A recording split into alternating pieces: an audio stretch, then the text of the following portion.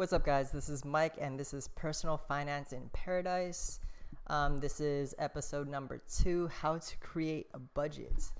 So let's get on, let's get this started. So why are you here?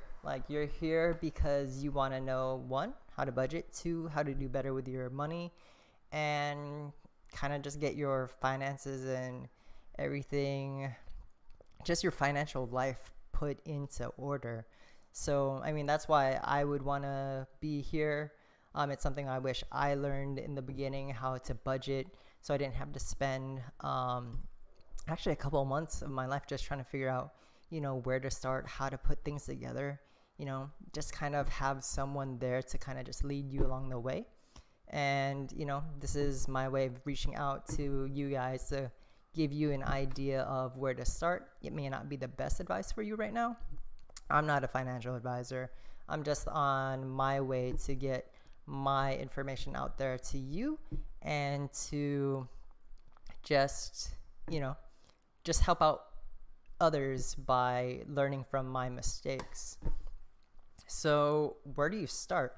What do you do? How do you even figure out what programs to do? How do you even get this started?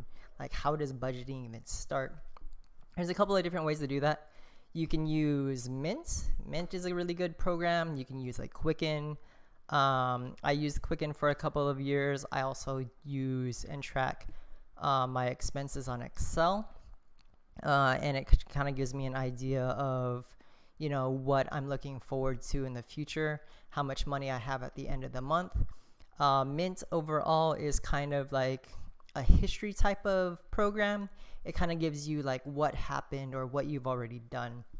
Excel and other things kind of you need a budget.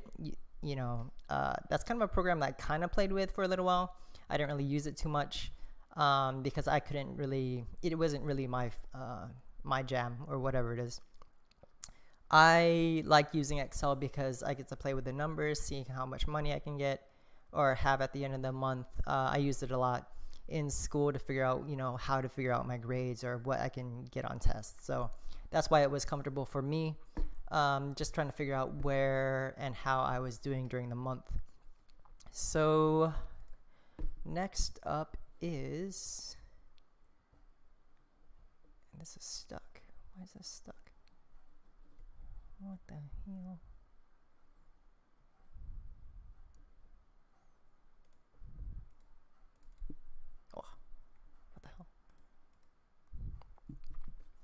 So next is, how do you start off? You started with figuring out your income. You want to figure out your income or what you would make in 4 weeks, so 160 hours. I get paid on the 15th and the last day of the month, so it's a little complicated. One thing you want to just kind of do is if you get paid bi-weekly, which means you get paid once every 2 weeks. You take 2 of those paychecks in a month and then you add those up. If you are getting paid bi-monthly, so you get paid on the 1st and the 15th, or the 15th and the last day of the month, you work it as you get paid for 80 hours or 160 hours for that month. One good website that you can use is Paycheck Calculator, and I've used that pretty successfully. Or it's actually you can do a search for a paycheck calculator. What I've used pretty well is Paycheck City is the website, and it kind of gives you up to the cent of what you should be getting. If you make a little bit more than that, or if you're getting more of that in your paycheck, it may be going to, the government, where you get a tax return later on. Or if you get more of a paycheck than what it's calculating, you might have to pay taxes at the end of the year. For me personally, I have to save about $80 per paycheck to pay taxes at the end of the year. It's just so that I don't get a tax return, because then I get to use all my money throughout the year. So that's what you want to do with your income. So that's actually the start of it. Like, you need to figure out what's coming in. If you figure out how that's going with you, or how that's going overall, like, like your baseline. Like, if you end up spending more than what you make, you're basically living off your credit cards or spending way too much money. So you set that up, first up. So you set it up where you can figure out what you're making in 2 weeks or 160 hours for that month. So then we get into the expenses. It's basically a 2-part plan. You figure out your income, and then you figure out your expenses. Your expenses are split into 2 different categories: mandatory spending and then discretional spending. There's kind of like another third tier where it's like your goals or your savings for like larger purchases later on in the future, and just retirement. So that's what it is. So mandatory spending specifically falls into room and board. So your mortgage, your rent, car stuff like registration.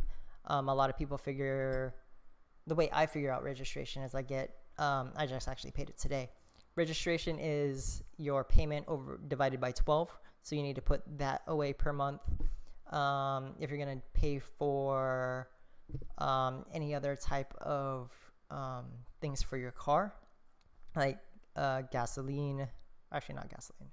So car insurance and safety check for the state of Hawaii. I think in California, there's a smog check. So if you want to put off something like that, it's like $15 or $20 or something like that. I don't know what it is in California. Hawaii, the safety check is like $20. So you can put that on there. Like I said, car insurance and registration. So I divide those by 12 or into like monthly increments. Car insurance, I divide it by 6 because I pay it every 6 months. Other expenses that you want to try to save up for or figure out are like groceries. That's kind of dependent on like where you're at. Hawaii kind of has, a higher cost of living. So you need to figure out, what you're going to spend on food a month. Electricity kind of depends on where you're at as well. Like in the winter in some states, it's going to be higher because of like heating costs, or even during the summer if you're using like air conditioning and whatnot. Then you got like digital cable TV, internet, you're looking at Netflix. Those are more of like the static type of expenses that you are going to have every month. Things that are not going to be totally necessities, like cable TV, dining out, eating out, travel, shopping, like leisure shopping, stuff you don't need specifically for the home. So that's other things that you're not going to be putting up as necessities. So you're going to have to figure out those, and then that's going to be your like baseline for the month. After that, you're going to put in, your debts. So that's going to be credit cards, mortgage. Actually, mortgage is in the mandatory spending. These are your credit cards, your car loans, things you're like paying back, like unsecured debts, tuition or student loans, things like that. Short-term saving for like trips, like short-term meaning within the next year. For instance, like if you're planning a trip to like a different state, for us, we're might be going to California in a few months. So you're gonna be wanting to put away money for that, making sure that you're planning for trips or like specific holidays for your family. Put that into your budget. And then retirement savings. If you're gonna put away like 10%, in The Richest Man in Babylon, it says the pay yourself first, and at least 10% if you can. And then live off the rest of your expenses and then pay everything else with that. So yeah, that's going to be that part. After you get all that kind of put together, you're going to try and tally everything up. It takes a little bit of time to figure out, what expenses you have. You can look over your past credit card statements to figure out some of your static expenses, and then, try to trim as many expenses as you can. And that's going to end up coming with time. Budgeting isn't easy. It's easy to do, but it's also easy not to do. And then you can get super confused on what you're trying to do, what you're trying to accomplish, because, you want to be able to save for the future. You want to be able to buy stuff, hang out with friends, invest, and it's just really up to you and your goals and figuring out what you're trying to do. So an example of trying to figure out what your expenses are is for instance, if you're making $2,500 a month, and then your expenses come out to $2,199.78. That's including all your expenses for the month. Like I said, your mortgage, rent, home insurance, things like electric, internet, gasoline for your car insurance, registration, stuff like that. Your groceries. Add that all together along with your savings, retirement, your short-term savings, and then putting your static expenses for debts, put that into there, and it comes out to, $2,199.78. And then your cash flow is $300.22.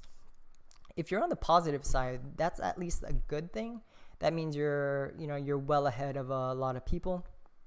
You don't have to worry about spending or overspending or relying on credit cards to cover what you couldn't save or spend on that month.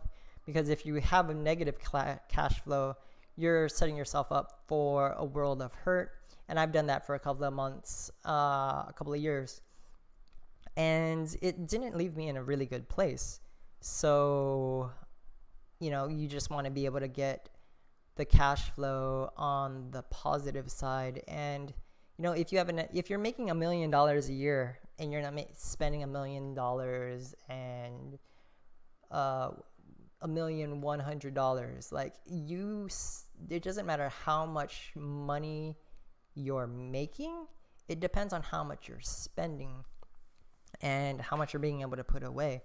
You want to make sure money's working for you, and if you have a negative cash flow, that's pretty much the name of the game. You need to stay up above your expenses so that you can build on your future. You want to be able to design a life that matters to you, and having a positive cash flow is the main thing. It's your only thing. Businesses can't succeed or maintain their livelihood Amazon. They have to make a positive cash flow to give out money to the investors or even run their business. That's how people make money selling stuff on Amazon. You don't have a negative cash flowing business and expect to see the seller continually moving on and making things happen for themselves. So just having a positive outlook, and this looks super weird, just having that positive cash flow gets you on top of the world. You need to have that. Like I said, you need to keep that cash flow going and just make it happen. If you're in a bad place and you have to rely on credit cards, do what you can, trim the expenses, and just make it happen. You need to figure out a way to either make more money or cut the expenses so that you can get on top of your world. Budgeting can be easy, it can be hard. It depends on how much work you put into it. Just make sure that you continue to try, continue to make it happen, move forward, and just work at getting better at that skill. Like when I first started out, I didn't have like a mentor. It took me years to figure out that budgeting is just data. There's no emotion put into it. It's just you trying to figure out what you can do to make your life better financially. Like it doesn't, like money doesn't rule your world, but it does pay for the trip. Like you need to make sure that this is a skill that you can master and move forward from there. And one thing you want to do is don't look back. Continue to take small steps forward. You want to be able to look back 5 to 7 years from now, looking back at all your debts, and make sure that you can continue to design a life. In my next video, I'm going to go over the debt snowball, ways to pay back your debts. If debt avalanche is going to be something that you should be looking into, and and possibly talking about another way on top of that on how to pay off your debts. So like and subscribe, leave me a comment, let me know how I'm doing, and I will see you in the next video. All right, thanks.